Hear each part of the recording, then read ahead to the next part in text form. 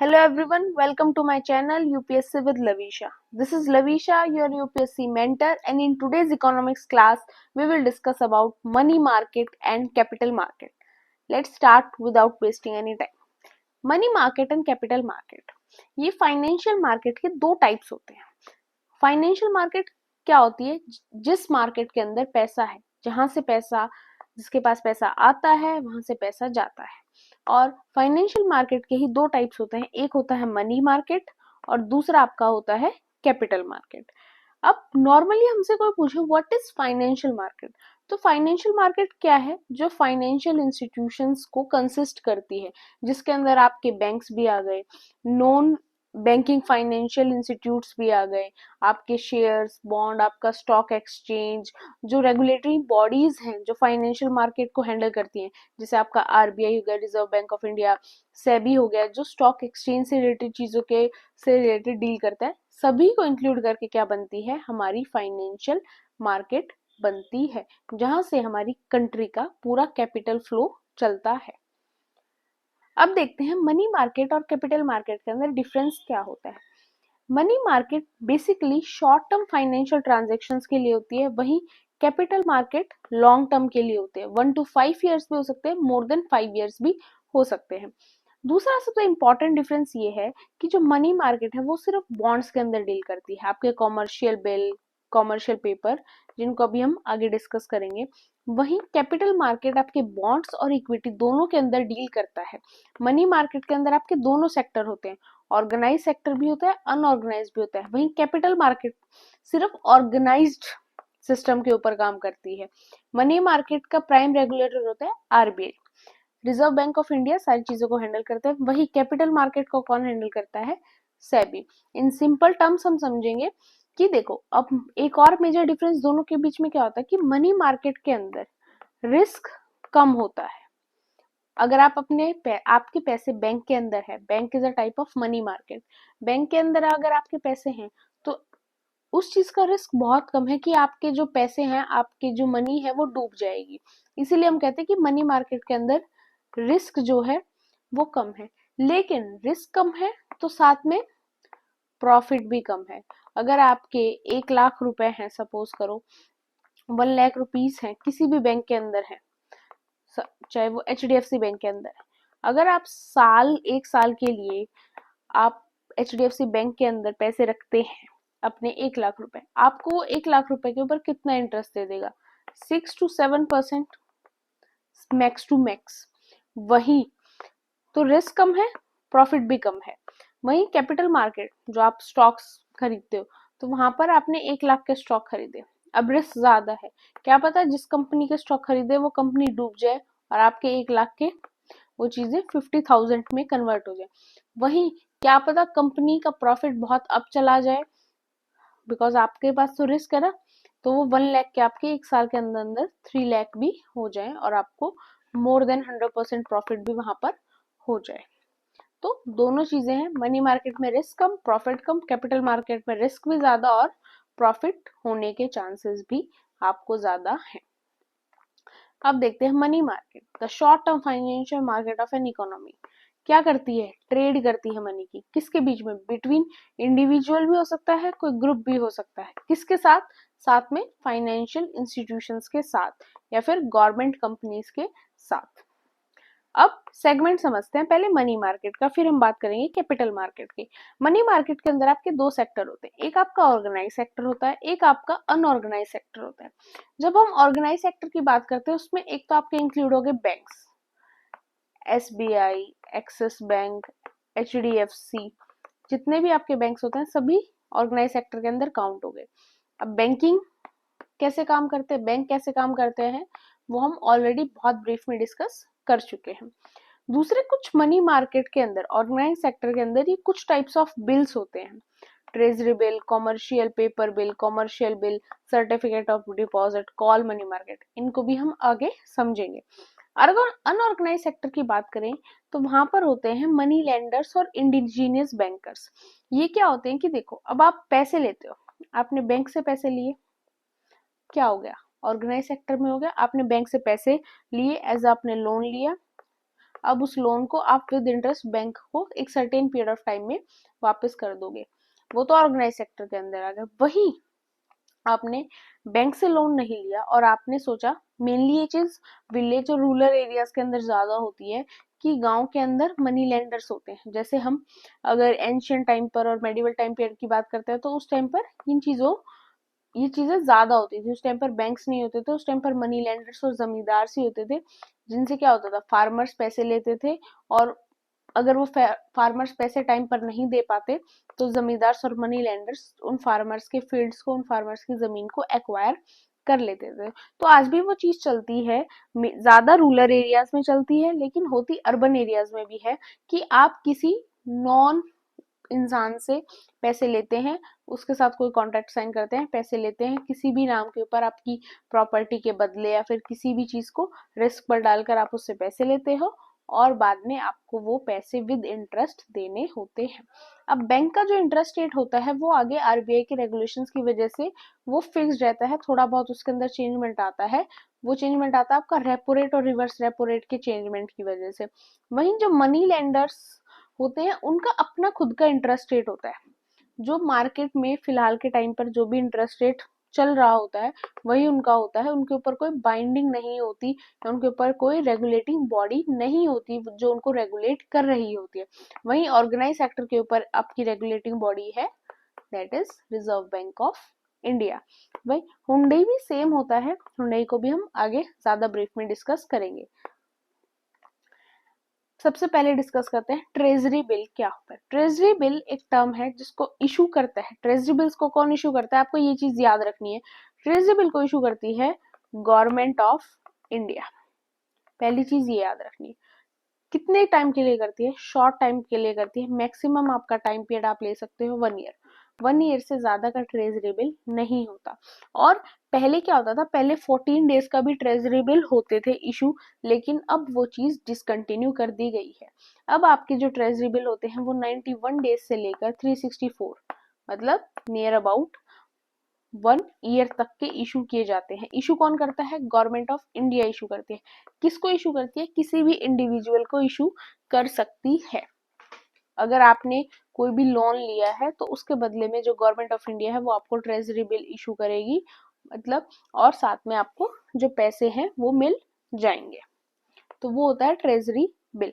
Main चीज आपको यही याद रखनी है कि ट्रेजरी बिल को इशू कौन करता है, government of India, central government. अब बात करते हैं कॉमर्शियल पेपर की। कॉमर्शियल पेपर क्या होते हैं, इनको इशू कौन करता है, कॉमर्शियल पेपर को इशू करते हैं कोई भी हाई नेटवर्थ की कंपनी। आपकी टाटा मोटर्स है या फिर टाटा की कोई और कंपनी है, जितनी भी बड़ी बड़ी कंपनीज हैं वो कॉमर्शियल पेपर्स को इशू करती हैं। किसको इशू करती हैं, बैंक्स को इशू करती हैं। सपोज करो कोई कंपनी है, जैसे आपका टाटा ग्रुप है, टाटा ग्रुप्स के अंदर काफी सारी कंपनीज हैं। तो टाटा ग्रुप को कोई नई कंपनी करनी है, एक और नई कंपनी स्टैब्लिश करनी है, या फिर आपकी कोई और कंपनी मान लो, टाटा मोटर्स मान लो, पूरे टाटा ग्रुप को मत काउंट करो, टाटा मोटर्स है, उनको एक नया प्रोजेक्ट स्टैब्लिश करना है, एक नया प्लांट स्टैब्लिश करना है। उसके लिए उनको चाहिए फंडिंग। अब वो फंडिंग किससे मांग रहे हैं, बैंक से मांग रहे हैं। शॉर्ट टर्म लोन चाहिए, ज्यादा लंबा नहीं चाहिए कि बस अभी 6 महीने के अंदर ये प्लांट स्टैब्लिश हो जाएगा और स्टैब्लिश होते ही हम आपको पे बैक उस चीज को कर देंगे। बिकॉज कॉमर्शियल पेपर की भी टाइमिंग मैक्सिममली आपकी 1 ईयर तक ही रहती है। तो उसमें क्या करेगी वो कंपनी, जो टाटा मोटर्स है, वो बैंक को क्या इशू करेगी, कॉमर्शियल पेपर इशू करेगी और बैंक से लोन ले लेगी और बाद में उस लोन को बैंक को वापस कर देगी। तो ये सिंपल सा आपको याद रखना है। कॉमर्शियल पेपर कौन इशू करता है, हाई नेटवर्थ कंपनी। किसको इशू करती है, बैंक को। नेक्स्ट है आपका कॉमर्शियल बिल। कॉमर्शियल बिल क्या होता है, अब इसमें डिफरेंस क्या है, इशू कौन करती है, एक फर्म ही इशू करती है, एक कंपनी ही इशू करती है। पर डिफरेंस क्या है, कॉमर्शियल पेपर जब कंपनी इशू कर रही थी तो किसके अगेंस्ट कर रही थी, बैंक्स के अगेंस्ट। वहीं कॉमर्शियल बिल जब कोई भी फर्म या कंपनी इशू कर रही है, किसके अगेंस्ट कर रही है, दूसरी फर्म के अगेंस्ट। ये एक मेजर डिफरेंस यहाँ पर आ जाता है। सपोज क्यों करेगी अब ऐसा, कि एक कंपनी है, जैसे आपकी बोट एक कंपनी है, अब दूसरी एक कंपनी है, कोई स्मॉल कंपनी है, उसको चाहिए फंडिंग, तो बोट कंपनी क्या करेगी, उसको कॉमर्शियल बिल इशू करेगी, साथ में उसको फंडिंग मिल जाएगी और फिर वो फंडिंग उसको वापस बोट कंपनी को ही पे बैक करनी होगी। नेक्स्ट है सर्टिफिकेट ऑफ डिपॉजिट। अब सर्टिफिकेट ऑफ डिपॉजिट क्या है, इसको कौन इशू करता है, बैंक इशू करते हैं। किसके अगेंस्ट, जो बैंक के अंदर पैसा डिपॉजिट करवा रहा है उसके against bank certificate of deposit क्या करते हैं, इशू करते हैं। एक मिनिमम वैल्यू भी होती है कि आपकी 1 लाख से लेकर आपकी 25 लाख तक होती है, डिस्काउंट के ऊपर वो इशू करते हैं। सेम वो एफडी वाला ही सिस्टम होता है, बस फर्क क्या है, एफडी के अंदर आप ज्यादा कोई नेगोशिएशन नहीं कर सकते। अगर आपने 1 लाख की एफडी करवाई तो अब उसके ऊपर जो भी रिटर्न मिलना है, जो भी मिलना है, वो बैंक की मर्जी, आप उसमें उससे ज्यादा इंटरफेयर नहीं कर सकते। वहीं सर्टिफिकेट ऑफ डिपॉजिट में होता है कि इसमें आप बैंक के साथ थोड़ी बहुत नेगोशिएबल रह सकते हो, थोड़ा बहुत कर सकते हो बातचीत, जो करने से चीजें ऊपर नीचे होती है वो चीजें पॉसिबल हैं। इसमें सिंपल है कि आपने बैंक के पास अपने फंड्स को डिपॉजिट करवाया for a certain period of time और बैंक ने आपको सर्टिफिकेट ऑफ डिपॉजिट इशू करके दिया। नेक्स्ट है कॉल मनी मार्केट। अब कॉल मनी मार्केट क्या होती है, इसके अंदर किन दो के बीच में कनेक्शन होता है, एक बैंक का दूसरे बैंक से, जो इनके एक बैंक दूसरे बैंक को जो शॉर्ट टर्म लोन प्रोवाइड करता है, बिल्कुल शॉर्ट टर्म। अब यहाँ पर हम बात कर रहे थे, यहाँ पर तो हम होल्डिंग पीरियड 1 ईयर का मानकर चल रहे थे कि 1 ईयर तक चीजें होती हैं इन सभी के अंदर, लेकिन यहाँ पर बिल्कुल शॉर्ट टर्म होता है कॉल मनी मार्केट के अंदर कि आपको रातों रात ही पैसे चाहिए। फॉर एग्जाम्पल ये HDFC है, ये SBI है, अब रातों रात दोनों में से किसी को भी पैसे चाहिए और जब वो जो फंड ट्रांसफर हो रहे हैं उनके लिए कॉल मनी मार्केट यूज की जाती है, जहां पर आपको बिल्कुल शॉर्ट टर्म पर आपको लोन्स प्रोवाइड होते हैं, जिसकी मैक्सिमम डेज की कैपेसिटी है 14 डेज, कि 14 डेज के अंदर आप वापस कर दोगे पैसे। बिकॉज समटाइम्स जैसे हम नॉर्मल रूटीन में होते हैं, आप यूपीआई यूज करते हो, कई बार क्या होता है आपकी पेमेंट, आपके पास पैसे तो हैं आपके यूपीआई अकाउंट में, लेकिन कई बार बैंक का सर्वर काम नहीं करता और फिर आप उस पैसे को यूज नहीं कर पाते, तो आपको ऑन द स्पॉट फिर पैसे चाहिए होते हैं, बिकॉज आपने क्या पता कहीं से चिप्स का पैकेट ले लिया और आपने वो खा भी लिया और अभी आपने उसको पेमेंट नहीं किया है, फिर पैकेट को ओपन कर दिया और पेमेंट करनी बाकी है और आपका यूपीआई अकाउंट नहीं चला, कैश आपके पास है नहीं, तो उस केस में आप जैसे फ्रेंड्स को कॉल करते हो कि हाँ अभी चाहिए, बैंक का सर्वर चलते ही हम आपको, मैं तुम्हें रिटर्न कर दूंगा।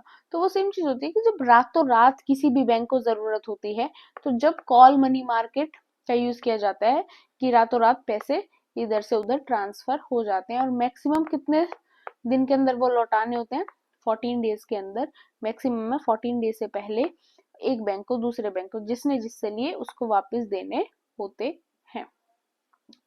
नेक्स्ट है हुंडी, ये एक अनऑर्गेनाइज सेक्टर की टर्म थी जो हमने पीछे देखी थी। इसके अंदर भी कुछ नहीं है, एक ट्रस्ट के ऊपर एक पेपर साइन होता है। फॉर एग्जाम्पल आपने आपके पड़ोसी से, ये चीजें पहले ज्यादा होती थी, ये जो टर्म है एंशियंट और मेडिवल टाइम पीरियड में ज्यादा फेमस थी, कि सपोज आप हो, आपका कोई पड़ोस में काफी अच्छे पैसे वाला है, आपने उससे क्या लिए, पैसे उधार लिए, तो उसके लिए उसने एक पेपर पे कुछ चीजें लिखकर आपसे साइन करवा लिया, तो बस वही एक, कोई सिर्फ भरोसे के ऊपर जो चीजें चलती है ना कि हाँ मुझे इस पे भरोसा है, ये मुझे पैसे वापस कर देगा या कर देगी, उसके भरोसे सामने वाले ने जब पैसे दे दिए हो और सिर्फ नॉर्मली एक पेपर पे चीजें लिखकर वहां पर साइन करवा लिया हो, तो इसकी कोई भी लीगल गारंटी नहीं होती, बिकॉज लॉज के अकॉर्डिंग आरबीआई बैंक कोई भी चीज इनको हैंडल नहीं करता, तो इसकी कोई लीगल गारंटी नहीं है। अगर सामने वाले ने आपका ट्रस्ट तोड़ दिया तो उसमें कुछ हो नहीं सकता, वो बस पैसे गए तो गए, आप ये भी मानकर चल सकते हो। अब बात करते हैं कैपिटल मार्केट की। कैपिटल मार्केट में भी दो टाइप होते हैं, एक आपका होता है प्राइमरी मार्केट, दूसरा आपका होता है सेकेंडरी मार्केट। डिफरेंस क्या होता है, देखो बेसिकली ये है आपका पूरा स्टॉक मार्केट वाला कॉन्सेप्ट जो कैपिटल मार्केट का कॉन्सेप्ट होता है।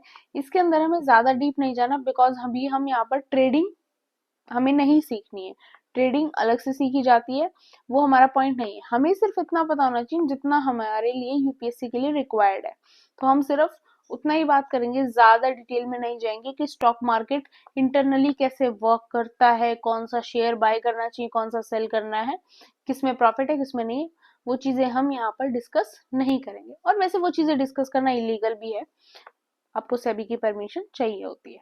तो कैपिटल मार्केट क्या होता है? Primary market and secondary market. Primary market में क्या आते हैं? प्राइमरी मार्केट में आपके बेसिकली आती है एक टर्म आईपीओ, जिसको बोला जाता है इनिशियल पब्लिक ऑफर। अब ये क्या होता है कि अब नॉर्मली अगर हमें स्टॉक मार्केट की नॉलेज नहीं भी है तो भी हमने क्या सुना होता है कि स्टॉक मार्केट में क्या होता है, हमें स्टॉक्स खरीदने होते हैं, कंपनीज होती हैं, कंपनीज के स्टॉक आपको बाय करने होते हैं, सेल करने होते हैं। अब उसमें एक चीज और होती है, जब भी आप उसमें देखोगे उसमें एक आईपीओ नाम से ऑप्शन होता है। उसके अंदर क्या होता है? आईपीओ होता है बेसिकली कोई कंपनी जब फर्स्ट टाइम स्टॉक मार्केट के अंदर एंटर करती है तो वो अपना आईपीओ निकालती है।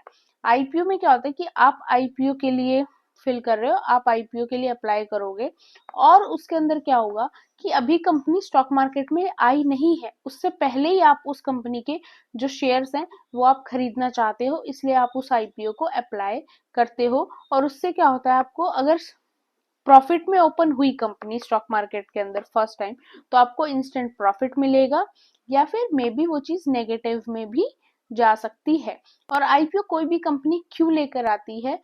To raise fund for long terms. जिस कंपनी को रेज करने होते हैं लॉन्ग टर्म्स के लिए, उस कंपनी पूरा इशू सारी डिटेल्स उस आईपीओ के अंदर लिखी होती है कि कंपनी को इतने करोड़ रुपए की जरूरत है, और अब वो अपने अंदर जो इन्वेस्टर्स हैं उनको इनवाइट कर रही है कि आप इस आईपीओ को अप्लाई करो, स्टॉक मार्केट में कंपनी के आने से पहले ही आप उसके शेयर्स को खरीदो, और आपकी किस्मत अच्छी हुई तो आपको वो आईपीओ मिल भी जाएगा और आपको प्रॉफिट भी अच्छा खासा हो जाएगा।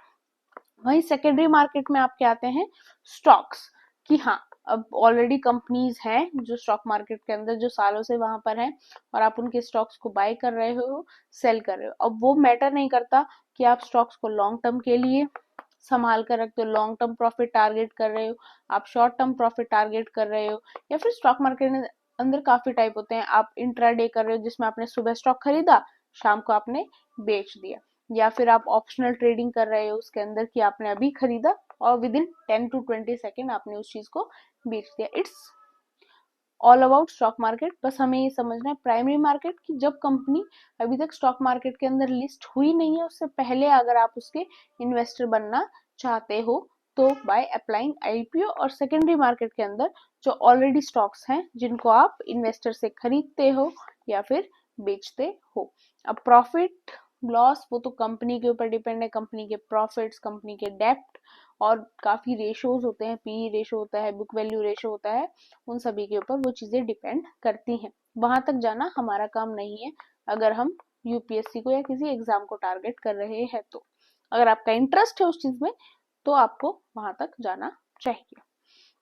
इंडियन कैपिटल मार्केट का सिस्टम सिंपल है, तो गवर्नमेंट सिक्योरिटीज होती है मार्केट सिस्टम के अंदर, इंडस्ट्रियल सिक्योरिटी मार्केट्स होती हैं इंडिया के अंदर, आपके डेवलपमेंट के फाइनेंशियल इंस्टीट्यूट्स हैं आपके काफी ज्यादा जो इन चीजों के ऊपर काम करते हैं, और कुछ फाइनेंशियल इंटरमीडिएटरीज भी हैं जो इन सारी चीजों को हैंडल करती हैं। मर्चेंट बैंक्स होते हैं, म्यूचुअल फंड्स हैं, लीजिंग कंपनीज हैं, काफी वेंचर कैपिटल कंपनीज भी हैं।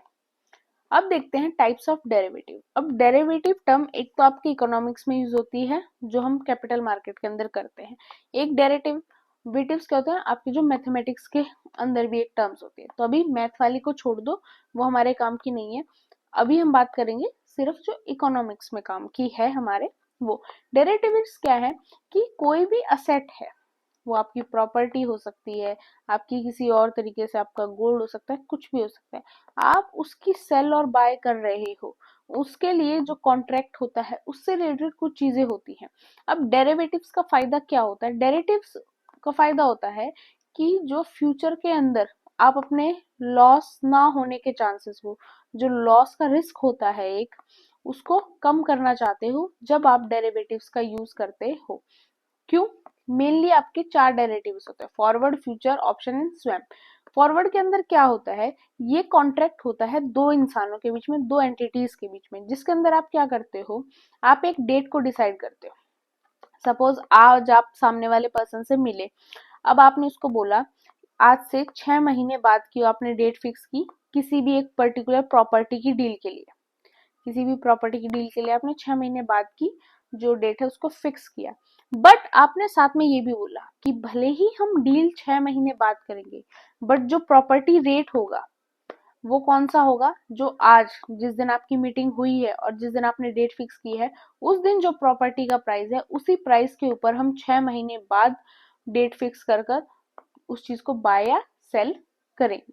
तो उसमें क्या हुआ, आपका फ्यूचर का रिस्क कम हो गया कि सोचो आज प्रॉपर्टी की वैल्यू अच्छी है, क्या पता 6 महीने बाद प्रॉपर्टी की वैल्यू इतनी ना रहे, तो जो सेल कर रहा है उसको तो लॉस हो जाएगा ना। तो इसीलिए वो फ्यूचर लॉसेस को बचाने के लिए थोड़ा रिस्क कम होगा, इसके लिए ही डेरिवेटिव्स का यूज किया जाता है। अब वहीं अगर हम फ्यूचर डेरिवेटिव की यूज करें तो उसके अंदर क्या होता है कि दो पार्टीज के बीच में कॉन्ट्रैक्ट हुआ टू बाय और सेल कोई भी एसेट को एक सर्टेन टाइम पीरियड के अंदर in the future at a certain price.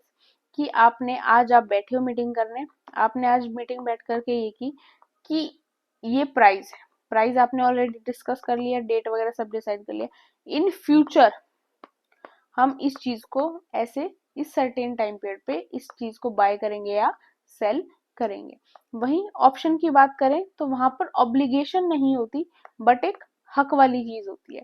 अब ये कैसे होता है, देखो इसको आप अपनी रियल लाइफ स्टोरी में देखो। आप कहीं पर रहते हो, आपका यहाँ पर घर है, आपका कोई पड़ोसी है, कोई नेबर है, वो आपको आके बोले कि ऐसे ऐसे हमारा एक प्लॉट है, हम इसको सेल करना चाहते हैं, आपके ऊपर कोई ऑब्लिगेशन है कि हाँ आप खरीदो ही खरीदो, बट हम सजेस्ट कर रहे हैं कि अगर आप इसको खरीदोगे तो हम कम रेट लगा देंगे बिकॉज आप हमारे जान पहचान वाले हो, ऐसे ऐसे करके अगर कोई मार्केट में बेचेंगे तो हम इसको ज्यादा हाई प्राइस पे बेचेंगे।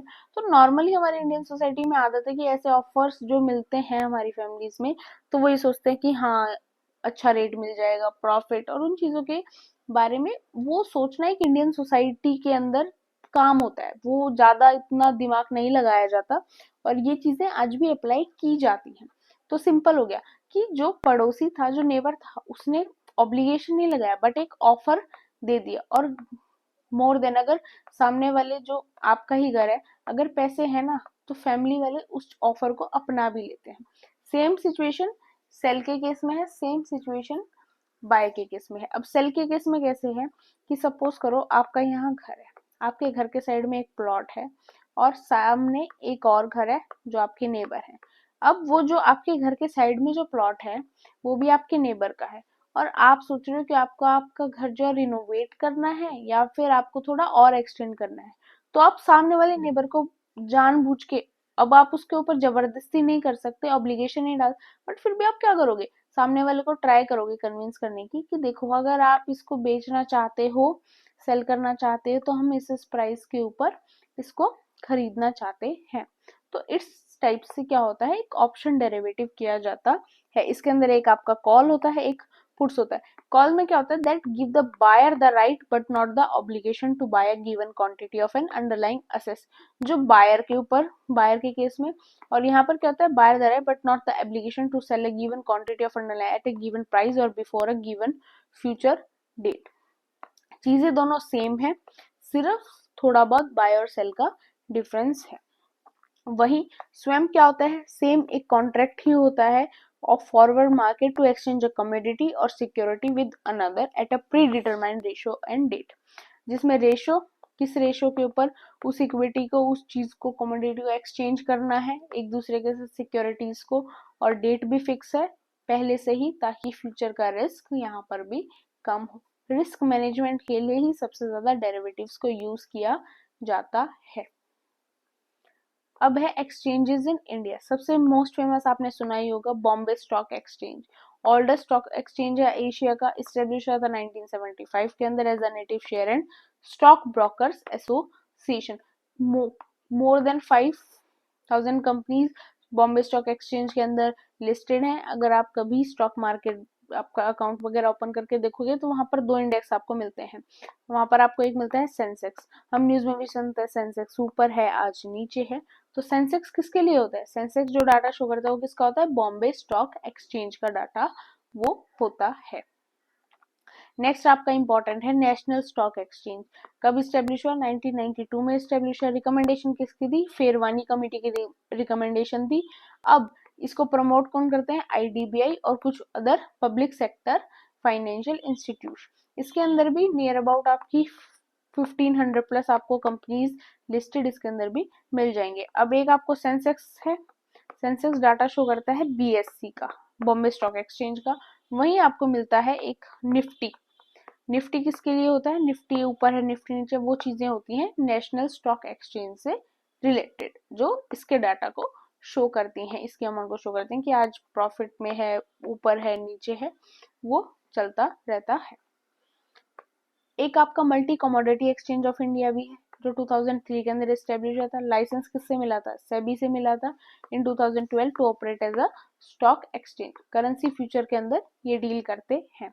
ओवर द काउंटर एक्सचेंज भी है, 1990 में एस्टेब्लिश हुआ था, ऑपरेशनल है 1992 से। और इसके अंदर क्या होता है, ओवर द काउंटर चीजें जो होती हैं वो एस्टेब्लिश होते हैं, कोई फिजिकली इनका कोई ऑफिस नहीं होता ओवर द काउंटर एक्सचेंज का, ये सिर्फ ऑनलाइन ही चीजों के ऊपर ऑपरेट करते हैं। एंड ये ज्यादातर आपकी जो मीडियम स्केल की कंपनीज होती हैं उनसे रिलेटेड वर्क करते हैं। इनके अंदर आपको ज्यादा बड़ी कंपनीज और ज्यादा छोटी कंपनीज नहीं मिलेगी। एक है आपका रीजनल स्टॉक एक्सचेंज, जो हर जगह का अपना रीजनल स्टॉक एक्सचेंज होता है, जहां पर लोकल कंपनीज और लोकल इन्वेस्टर्स जो होते हैं उनके बीच में एक लिंक सर्व करने के लिए होता है। जिसके अंदर आप एग्जांपल ले सकते हो, आपका कोलकाता का भी स्टॉक एक्सचेंज है, पुणे स्टॉक एक्सचेंज है, जो छोटे लेवल के ऊपर अपने अपने एरिया के इन्वेस्टर्स और लोकल्स कंपनीज के साथ ट्रेडिंग उसके अंदर चलती है, स्टॉक एक्सचेंजिंग चलती है। अब बात करते हैं Securities and Exchange Board of India, जिसको हम कहते हैं सेबी। सेबी स्टैब्लिश 1988 में as a non statutory body. बाद में इसको स्टैट्यूटरी स्टेटस मिला, कब मिला, किसकी रिकमेंडेशन से मिला? नरसिम्हा कमेटी की रिकमेंडेशन से मिला, 1992 में मिला। और एक्ट का नाम क्या था? सेबी एक्ट 1992। सेबी का काम क्या है? सिंपल, कैपिटल मार्केट को संभालना। अब कैपिटल मार्केट के दोनों टाइप्स को संभालना, प्राइमरी को भी, सेकेंडरी मार्केट को भी, पूरा रजिस्टर करना, रेगुलेट करना सब कुछ स्टॉक मार्केट के बारे में, चाहे शेयर ब्रोकर्स हो, म्यूचुअल फंड्स हो, अंडर राइटर्स हो, एवरीथिंग। कोई भी स्टॉक मार्केट से रिलेटेड माल प्रैक्टिस चल रही है उससे रिलेटेड भी चीजें सेबी एक्शन भी लेता है, सेबी फाइन चार्ज भी करता है, सारी चीजें सेबी करता है। साथ में काफी एजुकेशन रिलेटेड एक अवेयरनेस जो होती है इन्वेस्टिंग से रिलेटेड, उसको भी सेबी काफी ज्यादा प्रमोट करता है। डिपॉजिटरी रिसिप्ट क्या होती है? डिपॉजिटरी रिसिप्ट हमने कल बहुत ब्रीफ में किया था। सिंपल सा होता है कि सपोज कोई पर्सन आपके इंडियन स्टॉक एक्सचेंज के अंदर इन्वेस्ट करना चाहता है, बट ही और she doesn't belong to India, उसके लिए उसके पास एक ऑप्शन होता है, वो डिपॉजिटरी रिसिप्ट ऑप्शन को यूज कर सकता है कि वो यहाँ पर किसी भी, काफी ऐसे बैंक्स आपके एसबीआई है, एक्सिस बैंक है, काफी कंपनीज हैं जो डिपॉजिटरी रिसिप्ट को शो करती हैं, इशू करती हैं और इन चीजों को फॉलो करती हैं। तो वो क्या करेगा, इस फंक्शन का यूज करेगा और अपनी लिक्विडिटी शेयर्स को इंडियन स्टॉक एक्सचेंज से शेयर्स को बाय कर सकता है विदाउट मेकिंग एनी अकाउंट। कि नॉर्मली हम कैसे करते हैं इन्वेस्टिंग, कि हमारा डीमेट अकाउंट होता है, फिर उसके अंदर हम स्टॉक एक्सचेंज करते हैं। वहीं अगर आपको फॉरेन ट्रेडिंग करनी है तो उसके अलग अकाउंट्स होते हैं, वो होते हैं। तो अगर आप बिना स्टॉक मार्केट के अंदर रजिस्टर्ड हुए, फिर जो आपको, पर फिर भी आपको शेयरिंग भी लेनी है, आपको होल्डिंग्स भी चाहिए, बट आपको रजिस्टर भी नहीं करना है इंडियन मार्केट के अंदर, तो उसके लिए डिपॉजिटरी रिसिप्ट वाले ऑप्शन को जो फॉरेन कंपनीज होती हैं या कोई भी फॉरेन इंडिविजुअल है वो यूज कर सकता है। म्यूचुअल फंड्स क्या होते हैं? एक पूल ऑफ मनी होती है। अब देखो, काफी ऐसे लोग होते हैं जिनको इन्वेस्टिंग करना चाहते हैं, जो इन्वेस्ट पैसा करना चाहते हैं, बट उनके पास इतनी इनफ नॉलेज नहीं है कि उनको पता हो कौन सा स्टॉक अच्छा है, कौन सा स्टॉक अच्छा नहीं है, कौन सी कंपनी में इन्वेस्ट करें, कौन सी कंपनी में इन्वेस्ट ना करें। तो म्यूचुअल फंड का ऑप्शन क्या होता है? म्यूचुअल फंड का ऑप्शन होता है कि डिफरेंट इन्वेस्टर्स होते हैं, आपने म्यूचुअल फंड के अंदर सपोज 100 रुपीज है, आपने दे दिए। अब आगे क्या है, वो इन्वेस्टर्स का काम है कि वो पैसे वो आपके कौन से स्टॉक्स में लगा रहे हैं, कहाँ पर नहीं लगा रहे। वो आपके डेप्थ फंड्स के अंदर, किसी असेट्स के अंदर, इक्विटी के अंदर, कहीं भी आपका पैसा इन्वेस्टर्स डिस्ट्रीब्यूट कर देंगे और बाद में जो भी प्रॉफिट होगा, लॉस होगा, फिर वो आपको मिलेगा। और म्यूचुअल फंड को भी हैंडल कौन करता है? वर्किंग सेबी ही इसको भी एग्जामिन करती है, म्यूचुअल फंड से रिलेटेड सारी चीजों को भी। वही कॉर्पोरेट बॉन्ड्स क्या होते हैं? कॉर्पोरेट बॉन्ड बेसिकली डेब्ट सिक्योरिटीज होती हैं जिनको क्या तो प्राइवेट या पब्लिक दोनों ही कॉरपोरेशन इशू करती हैं टू रेज फंड कोई स्पेसिफिक पर्पस के लिए। कि मान लो कोई एक पब्लिक कंपनी है, उसको कोई बिल्डिंग बनानी है या उसको कोई अपने कंपनी से रिलेटेड इक्विपमेंट्स परचेज करने हैं, और इसी के लिए क्या करेंगे, वो डेप्ट सिक्योरिटीज कॉर्पोरेट बॉन्ड्स को इशू करेंगी, जिनसे क्या होगा, उनको थोड़ा रेट कम देना पड़ेगा। और वो चीजें कब तक चलेंगी, जब तक कंपनी के पास वो जो पैसा है, जो पैसा उसने अगर कंपनी ने नए प्लांट को बनाने में लगाया है, तो वो नए प्लांट को बनाने में जितना पैसा उसने लगाया उतना पैसा उसके पास वापस एज अ प्रॉफिट की फॉर्म में नहीं आ जाता, जब तक के लिए वो कॉर्पोरेट बॉन्ड्स होते हैं वो चलते हैं। बट ऐसा नहीं है कि आपने अगर किसी कंपनी को कॉर्पोरेट बॉन्ड इशू करके दिए पैसे के साथ, तो आप उस कंपनी के हिस्सेदार भी हो गए, आपको वहां की उस कंपनी की इक्विटी भी मिल गई। ऐसा नहीं होता, ये सिर्फ एक बॉन्ड होता है कि आपको आपके पैसे वापस मिल जाएंगे, बॉन्ड की कहानी वहीं खत्म हो जाएगी। पार्टिसिपेटरी नोट्स, पी नोट्स, आज के टाइम पर ये इंस्ट्रूमेंट इंडिया के अंदर नॉर्मली यूज नहीं किया जाता। मेनली इसके अंदर क्या होता है कि वही सेम सिचुएशन है कि जो बाहर के एक फाइनेंशियल इंस्ट्रूमेंट है, जो बाहर के फॉरेन इंस्टीट्यूशंस होते हैं, इन्वेस्टर्स होते हैं, वो अपनी चीजों को इन्वेस्ट करते हैं। कैसे, फॉरेन इंस्टीट्यूशनल्स की हेल्प लेकर कंपनीज जो होती हैं वो ओवरसीज अपनी कंट्री से बाहर, फॉर एग्जांपल आप अमेरिका से हो तो अमेरिका से बाहर आप अपनी चीजों को इन्वेस्ट कर रहे हो, किसकी हेल्प से, पी नोट्स की हेल्प से।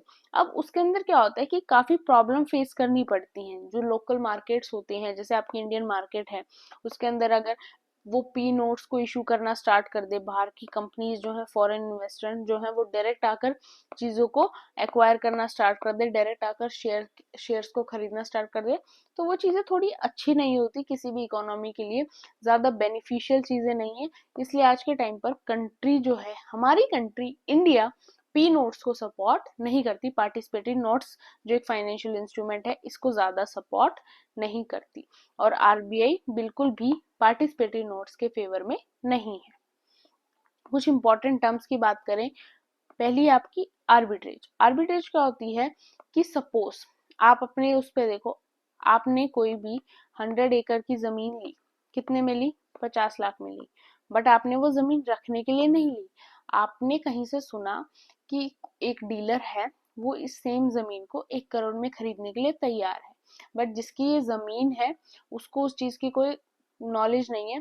आपने उससे 50 लाख में जमीन खरीदी और फिर डायरेक्ट उसको खरीदते ही आपने सामने उस डीलर को 1 करोड़ में बेच दी। आपको इंस्टेंट प्रॉफिट कितने का हो गया, 5 लाख का हो गया। तो वही आर्बिट्रेज होता है कि आप एक जगह से असेट खरीद रहे हो, एक जगह खरीदा, दूसरी जगह बेच दिया, और इमीडिएटली आपने उस चीज का एडवांटेज उठा लिया। एंजल इन्वेस्टर्स क्या होते हैं, ये सेम वही टाइप ऑफ सिचुएशन है जो आप अगर शार्क टैंक आपने देखा हो या नाम सुना हो, तो जो शार्क टैंक के अंदर होता है कि स्मॉल कंपनीज है, वो अपने आप को ग्रो करना चाहती हैं, स्टार्टअप्स हैं, बट उनके इन्वेस्टमेंट की जरूरत है, जिसके बदले वो आपको इक्विटी भी देने को तैयार है, ओनरशिप राइट्स भी आपको मिलेंगे, और आप उस कंपनी के साथ जब तक चाहो काम करो, ओनरशिप राइट्स को हैंडल करो। जब आपको लगे कि अब कंपनी को आपकी जरूरत नहीं है, आपको कंपनी की, आपको स्टार्टअप की जरूरत नहीं है, आप दोबारा से बैकआउट कर सकते हो, अपना जो भी शेयर आपने इन्वेस्ट किया था, जितने पैसे आपने इन्वेस्ट किए थे उनको वापस लो, और साथ में ओनरशिप की जो इक्विटी थी वो भी आप वापस दे दो, और आप वहां से बैकआउट कर जाओ। बियर मार्केट होता है जब आप देखते हो कि शेयर प्राइसेस जो होते हैं वो कंटिन्यूअसली गिरते जा रहे हैं, मतलब कि जो स्टॉक मार्केट है वो जब डाउनवर्ड जाता है तो हम उसको कहते हैं बियर मार्केट। वहीं जब स्टॉक मार्केट ऊपर की तरफ जाता है तो हम उसको कहते हैं बुल मार्केट। इसके ऊपर एक मूवी भी थी और एक वेब सीरीज भी थी, स्कैम 1992, उसके अंदर भी यही सारी चीजें हैं, बियर एंड बुल, और एक मूवी भी थी। अभी तो मत देखना बिकॉज यूपीएससी काफी नजदीक है, बट अगर कभी टाइम मिले तो आप देख सकते हो, काफी इंटरेस्टिंग भी है और आपको स्टॉक मार्केट के बारे में काफी कुछ पता भी चलेगा। बॉन्ड्स क्या होते हैं, बॉन्ड्स भी सिंपल होते हैं कि एक इंस्ट्रूमेंट होता है, जब आप किसी भी पैसे के बदले बॉन्ड्स को खरीदते हो और जब आपको यूज करना होता है, जब आप उन बॉन्ड्स को यूज करके वो चीजें आपको फिर मनी की फॉर्म में मिल जाती है। मेनली आज के टाइम पर बॉन्ड्स का ज्यादा काम नहीं होता। कैसे होता है कि अब तो अगर कोई इंसान स्टॉक मार्केट, कोई ट्रेडिंग वगैरह कोई भी चीज आप कर रहे हो तो आप ऑनलाइन ही सारी चीजें करते हो। आपका डीमैट अकाउंट होता है, डीमैट अकाउंट आप बनाते हो आपका पैन कार्ड यूज करके, आपकी फोटो वगैरह यूज करके, आपका नंबर, ईमेल यूज करके, और उस डीमैट अकाउंट से ही आप सारी चीजें करते हो स्टॉक मार्केट से। अब पहले के जमाने में, आज से 40 साल पहले मोबाइल फोन्स नहीं होते थे, जब क्या होते थे, बॉन्ड्स होते थे। जिस भी कंपनी किस शेयर से रिलेटेड आप चीजें कर रहे हो, आपके पास उस कंपनी के बॉन्ड्स होते थे, उन बॉन्ड्स को संभाल कर रखते थे।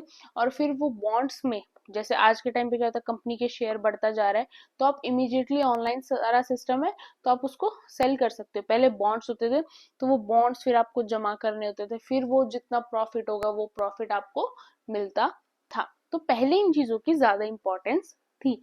बाय बैक ऑफ शेयर्स, इसके अंदर क्या होता है, that the company can buy a certain percentage of its shares from the market directly, कि कंपनी जब खुद की ही शेयर्स को कुछ परसेंटेज लेवल के ऊपर मार्केट से डायरेक्टली जो है वो बाय कर ले। बट इस चीज के ऊपर सेबी ने काफी ज्यादा रेस्ट्रिक्शंस लगा रखी हैं, बिकॉज सेबी इस चीज को प्रमोट नहीं करता। अब डेरिवेटिव्स क्या होते हैं वो हमने पहले भी डिस्कस कर लिया। एक कॉन्ट्रैक्ट बिटवीन टू पार्टीज, जिससे हमें पहले ही किसी असेट का हम वैल्यू या प्राइस डिसाइड कर लेते हैं, ताकि फ्यूचर का जो रिस्क हो वो हम थोड़ा अवॉइड कर सके।